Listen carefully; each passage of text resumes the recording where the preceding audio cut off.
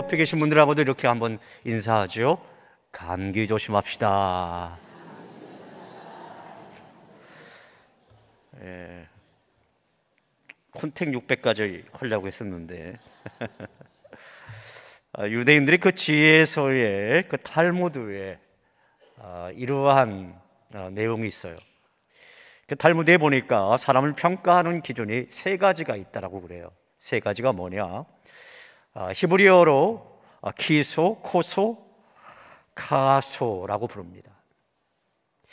첫째 기준은 키소입니다. 이 키소가 뭐냐면 문자적으로 그의 주머니라고 하는 뜻이에요. 그의 주머니. 그 사람이 돈을 어떻게 벌고 어떻게 쓰느냐를 보면 그 사람의 됨됨이를 평가할 수 있다라고 하는 거죠. 두 번째 기준은 코소입니다. 이런 문자적으로 그의 잔이라고 하는 뜻이에요. 근데 사람은 그의 잔에 무엇인가를 담아서 꼭 즐거움을 찾곤 하지 않습니까? 어떤 사람은 그의 잔에 술을 담기도 하고, 또 어떤 사람은 커피나 차를 담기도 하겠죠. 그리고 어떤 사람은 사탕을 담기도 하고요. 아무튼 그 사람의 인생의 즐거움을 어디에서 찾는가를 보면 그 사람의 인물됨을 평가할 수 있다라고 하는 것입니다. 세 번째 기준은 카소입니다. 이 카소라고 하는 말은 문자적으로 그의 노여움이라고 하는 뜻이에요. 그가 어떤 때에 화를 내는가, 그리고 그 화를 얼마나 잘 조절하는가, 얼마나 잘 참는가, 이에 대한 것입니다. 그러니까 이는 그 사람의 감정 조절 능력과 인내하는 그 모습을 보면 그 사람의 됨됨이를 또한 평가할 수 있다라고 하는 것입니다. 사랑하는 여러분, 이 세 가지 관점, 이 세 가지 기준으로 우리 삶을 한번 평가해 보실까요? 여러분의 물질 생활은 어떻습니까? 여러분은 인생의 즐거움을 과연 어디에 두시며 살아가고 있습니까? 여러분은 과연 얼마나 여러분의 감정을 잘 조절하시면서 삶을 살아가고 있나요? 학개서 1장 7절에 있는 말씀을 보면 이러한 말씀이 있습니다. 만군의 여호와가 말하노라 너희는 자기의 행위를 살필지니라. 이 시간 우리의 삶을 한번 되돌아보실까요?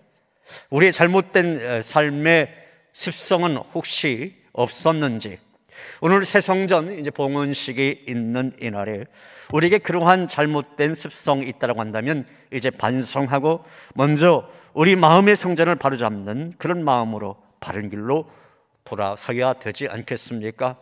지금까지 우리가 우리 중심의 삶을 살았다고 한다면 이제부터 하나님 중심의 삶을 살아가려고 애를 써야 되지 않겠습니까? 사랑하는 여러분, 바라기는 오늘 성전 봉헌이 있는 이날 먼저 우리의 행위를 살피며 마음의 성전을 바르게 하는 저와 여러분들이 다 되시기를 주님의 이름으로 축원합니다. 오늘 성경 본문에 있는 말씀은 솔로몬이 성전을 건축한 후에 하나님께 봉헌을 하는 그러한 장면입니다. 다윗은 하나님의 성전 건축하기를 간절히 사모했어요. 그는 시편 27편 4절 말씀 속에서 이러한 고백을 하고 있습니다. 자, 우리 하나님 말씀 한번 같이 이 말씀을 읽어볼까요? 내가 여호와께 바라는 한 가지 일, 그것을 구하리니 곧 내가 내 평생에 여호와의 집에 살면서 여호와의 아름다움을 바라보며 그의 성전에서 사모하는 그것이라. 이렇게 다윗의 평생의 소원이 여러분 무엇이었습니까? 하나님의 성전을 건축하는 거였어요. 하나님의 성전을 사모하는 것이었습니다. 그럼에도 불구하고 하나님은 다윗에게 성전 건축을 허락하지 않으셨어요. 여러분, 그 이유가 무엇 때문이었나요? 다윗은 군인으로서 그 손에 너무 많은 피를 흘렸기 때문이었던 것이죠. 다윗은 하나님의 성전을 짓지 못했지만 그럼에도 불구하고 어떻게 했습니까? 하나님은 건축하고자 했던 그 다윗의 마음을 아름답고 귀하게 여기셨어요. 이제 다윗은 그동안 준비했던 그 성전을 지을 모든 재물과 재료를 아들 솔로몬에게 양도를 합니다. 그리고 아들 솔로몬은 7년 반에 걸쳐서 이 성전을 완공을 시킵니다. 성전을 완공을 한 다음에 제일 먼저 한 일은 언약궤를 모셔오는 일이었어요. 언약궤는 바로 하나님의 임재의 상징이었기 때문이었던 것이죠. 솔로몬은 이 언약궤를 모셔오기 위해서 대규모의 그 찬양대를 동원합니다. 드디어 하나님의 언약궤가 성전에 안치되어지는 순간에 여호와의 영광이 성전에 가득했더라, 그렇게 성경은 묘사를 하고 있어요. 이어서 솔로몬은 하나님께 경배와 찬양을 올려드리면서 간절히 기도를 드리는데요, 그가 기도를 마치자 무슨 일이 일어났느냐? 하늘에서 불이 내리는 겁니다. 엘리야의 제단에 불이 내렸던 것처럼 하나님의 영이 그곳에 강력하게 임재했던 거예요. 그 결과 제사를 위해 준비하였던 모든 제물들을 다 태워버리는 겁니다. 그리고 여호와의 영광이 다시 성전에 가득 넘쳐났어요. 제사장들이 감히 성전에 들어가지 못할 정도로 하나님의 임재가 강력하게 나타났던 것입니다. 그것을 목격한 모든 하나님의 백성들은 또 땅에 엎드려서 경배와 감사를 돌려드립니다. 그리고 고백하는데요, 바로 이런 고백입니다. 자, 어떤 고백인지 우리 한 목소리로 이 고백을 같이 해볼까요? 선하시도다, 그의 인자하심이 영원하도다. 선하시도다, 그의 인자하심이 영원함이로다. 그런 찬양 있잖아요. 주께 감사하세, 그는 선하시며 인자하심이 영원함이라. 주께 감사하세, 그는 선하시며 인자하심이 영원함이라.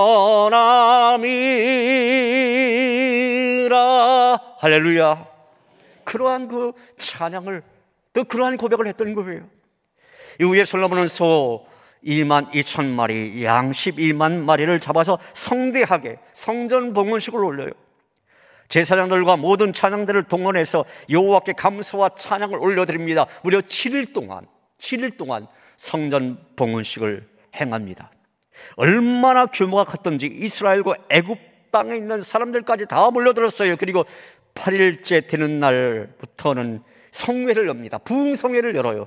그리고 다시 7일 동안 부흥성회를 가졌습니다. 그 결과 함께했던 모든 사람들의 그 마음에 기뻐함이 있었고 즐거움이 넘쳐났다, 그렇게 성경은 증언하고 있습니다. 여러분, 우리들이 새집 짓고 이사만 들어가도 얼마나 기쁨이 있습니까?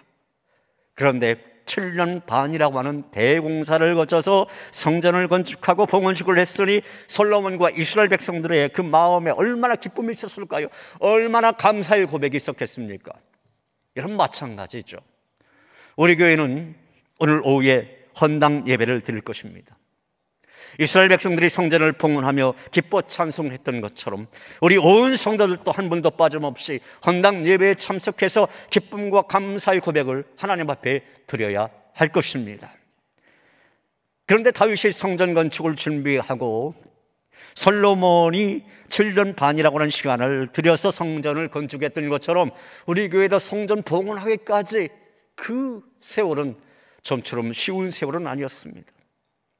이 지역이 2006년도 10월 10일자로 서울시로부터 재정비 촉진지구로 지정되었기에 우리 새교회 성도들은 자, 얼마 안 있으면 새로운 성전을 지을 수 있겠구나, 그렇게 생각을 했을 것입니다. 그러나 그 이후로부터 몇 년이 지난 겁니까? 16년 만에 새 성전을 작년에 이제 건축을 했고요, 또 17년 만인 오늘 이 성전을 봉헌할 수 있게 되었습니다.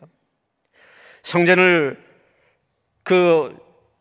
짓기를 준비하면서 어떤 그 재정이라고 하는 것이 다 준비되어져 있던 것이 결코 아니었어요. 이미 조금 준비되어 있었던 것조차 2010년 그 행신동에 이제 분립개척에 그 돈을 다 쓰고 말았습니다. 막연했었어요.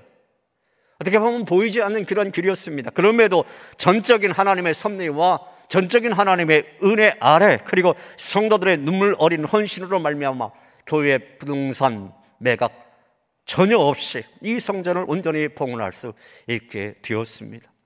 여러분, 이 얼마나 감사한 일입니까? 이 얼마나 놀라운 하나님의 은혜입니까?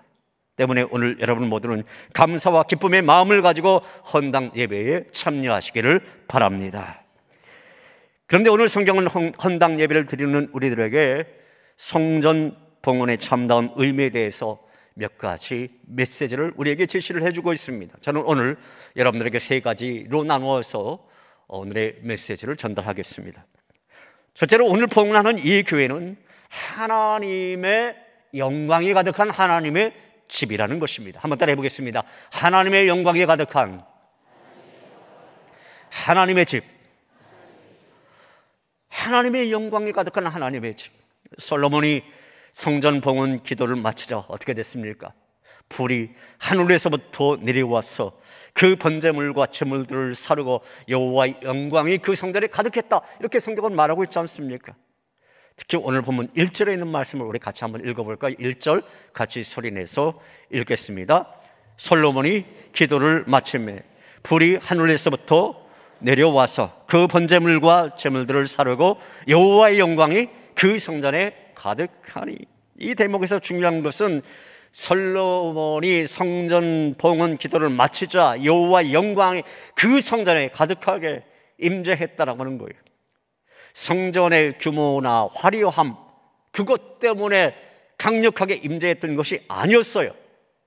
하나님의 백성들이 성전 봉헌을 감사하며 경배와 찬양을 올려드릴 때 성전 안에 여호와의 영광이 충만하게 임하였더라. 바로 여러분, 이 대목이 중요한 것입니다.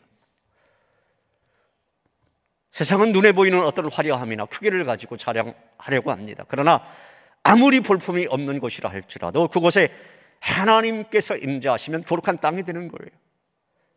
그곳에 아무리 마곡간이라 할지라도 그곳에 주님이 임하시면 그곳은 거룩한 장소가 되는 것입니다. 그리고 바로 그곳에 하나님의 영광이 임하게 되는 거예요.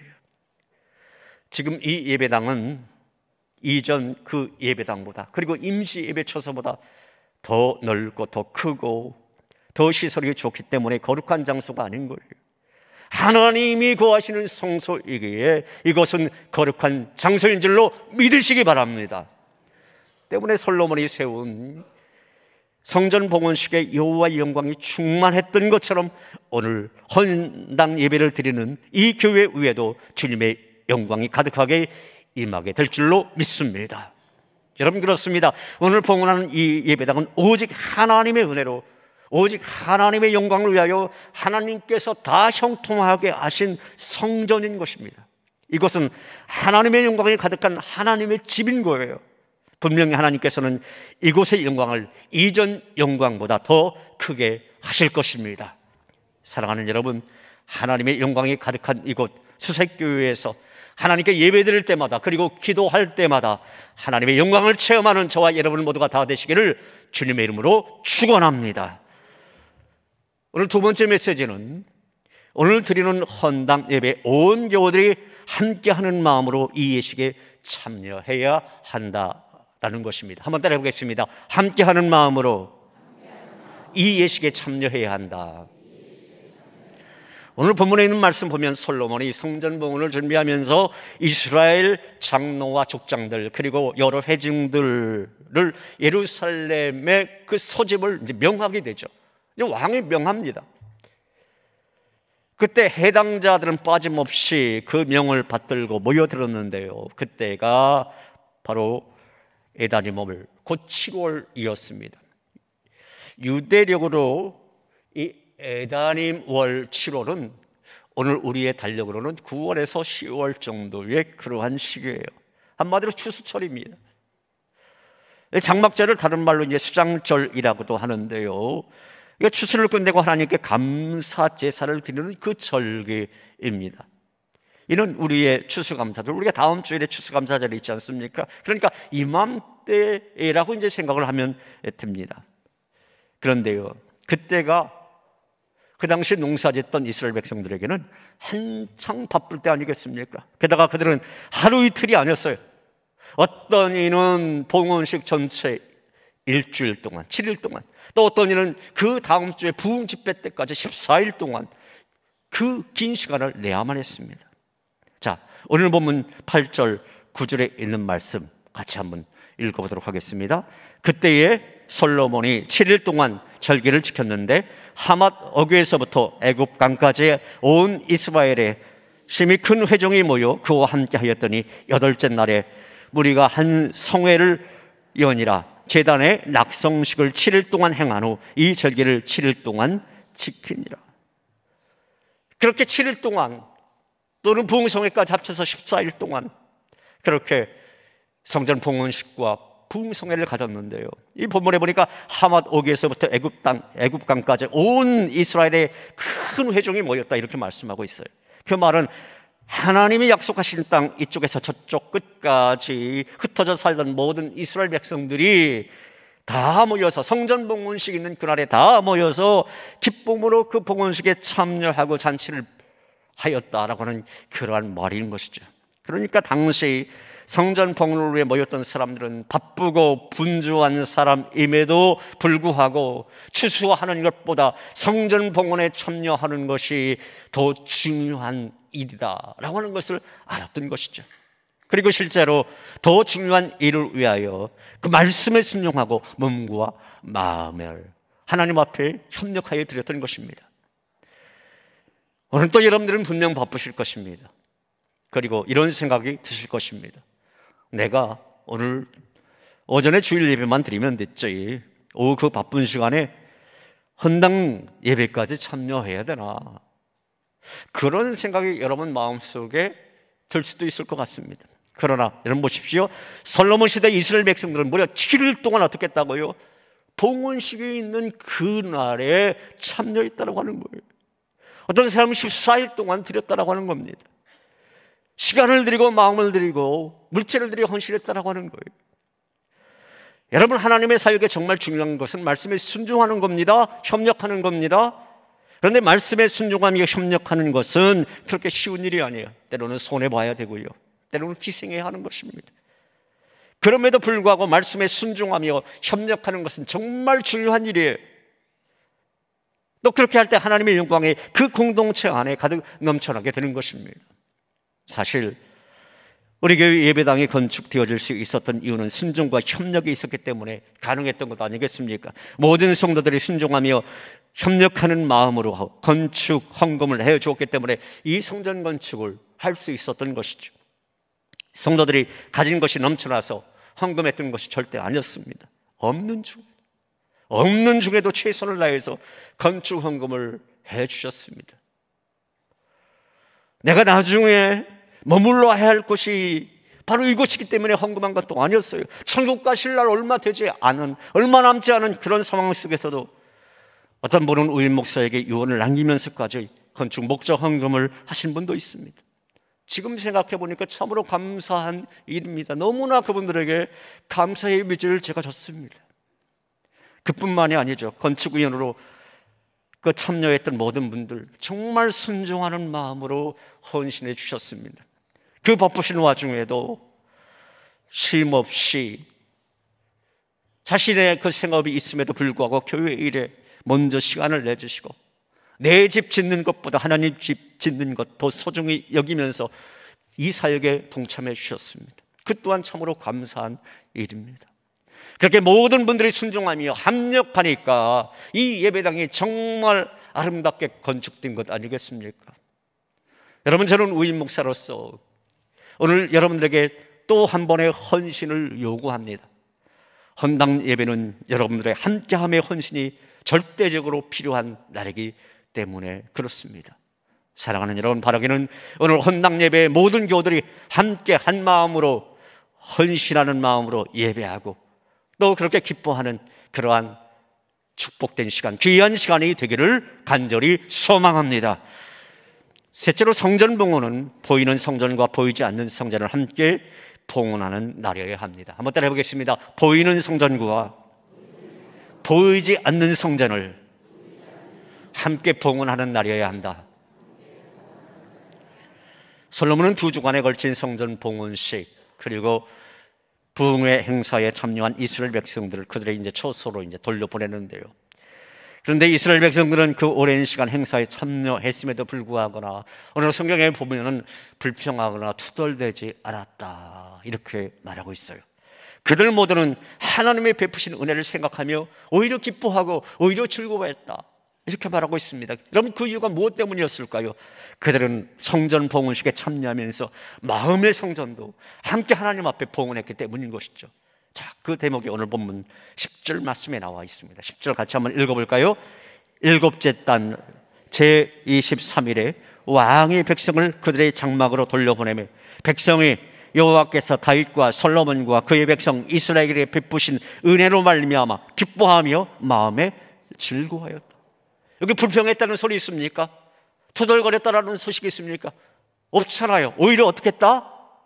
하나님께서 베푸신 일, 그 은혜로 말미암아 기뻐하며 마음에 즐거움이 있었다. 여러분, 이 성전이 어떤 곳입니까? 성전은 하나님께 예배하는 장소 아니겠습니까? 구약 시대에는 특정한 한 건물에서만 하나님께 예배할 수가 있었어요. 그런데 예수 그리스도께서 오신 뒤에는 예배와 성전의 개념을 새롭게 정의를 해주셨습니다. 진정한 예배란 특정한 장소에 가서 짐승을 잡아서 피를 뿌리고 고기를 태워서 드리는 것이 아니고 하나님께 감사하고 하나님 말씀에 순종하는 삶이다, 그렇게 알려주셨습니다. 그렇게 하나님의 뜻에 맞게 살아가는 사람은 마음 안에 하나님을 모신 사람이기 때문에 하나님을 모신 그 마음이 바로 성전이 되어질 수 있다, 이렇게 말씀하고 있어요. 그러니까 오늘 우리에게 필요한 것은 우리의 마음의 성전, 보이지 않는 성전을 짓고 봉헌하는 일인 것입니다. 즉 예수 그리스도를 마음 안에 모시고 주님께 순종하는 삶을 살기 시작하는 것, 그것이 정말 중요하다고 하는 것이죠. 사랑하는 여러분, 여러분의 마음 안에는 보이지 않는 성전이 지금 건축되어 있습니까? 봉헌할 준비가 되어 있습니까? 여러분 마음속에는 진정 예수님을 모시고 있나요? 어릴 때 주일학교에, 우리 교회 학교에 다니는 것은 마음 안에 건축을 시작한 것이다, 그렇게 말을 할 수 있을 것입니다. 그때 짓기 시작했는데 아직 건축을 마무리 못한 분도 분명히 있을 거예요. 언제부터인지 그대로 그 건축이 중단된 채로 수십 년 그 세월을 흘려보낸 분도 그대로 있을 것입니다. 그래서 그동안의 삶 가운데 나름대로 내가 열심히 뭔가 뿌린 것 같은데 열매가 없어요. 성령의 열매가 없습니다. 그렇게 허무한 삶을 여러분 혹시 되풀이 해온 것은 아니십니까? 사랑하는 여러분, 오늘 성전 봉헌식에 있는 날, 그동안 무너졌던 여러분들의 마음의 성전이 재건되어지고, 그래서 여러분의 마음의 성전도 온전히 봉헌되어지는 그날이 되어지기를 간절히 바랍니다.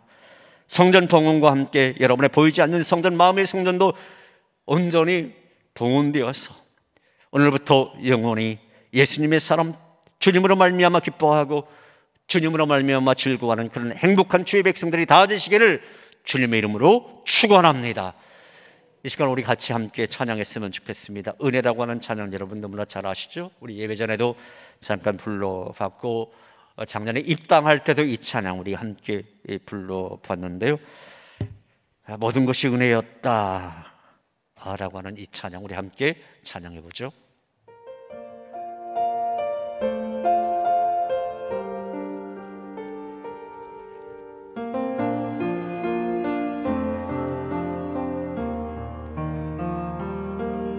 내가 누려왔던 모든 것들이, 내가 지나왔던 모든 시간이, 내가 걸어왔던 모든 순간이 당연한 것 아니라 은혜였소. 내가 이 땅에 태어나, 내가 이 땅에 태어나 사는 것, 어린아이 시절과 지금까지 숨을 쉬며 살며 꿈을 꾸는 삶, 당연한 것 아니라 은혜였어. 모든 것이 은혜, 은혜, 은혜, 한없는 은혜, 삶에 당연한 것 하나도 없었던 것을 모든 것이 은혜였어. 모든 것이 은혜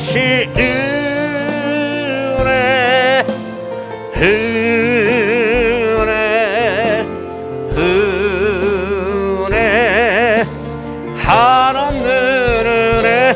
내 삶에 당연한 것 하나도 없었던 것을 모든 것이 은혜였소. 다시 한번 찬양할까요? 내가 누려왔던 모든 것들이, 내가 지나왔던 모든 시간이,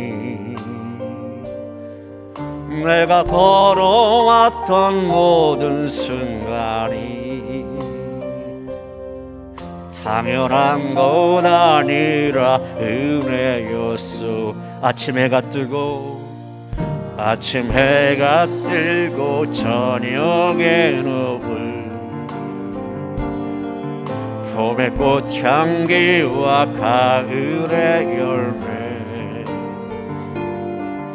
변하는 계절의 모든 순간이 당연한 것 아니라 은혜여. 우리 양손 높이 들고 모든 것이 은혜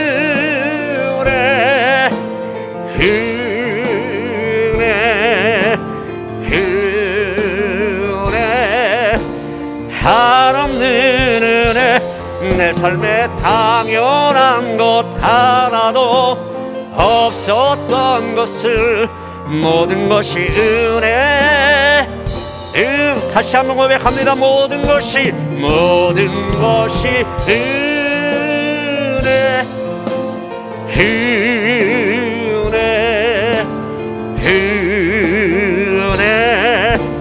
한없는 은혜.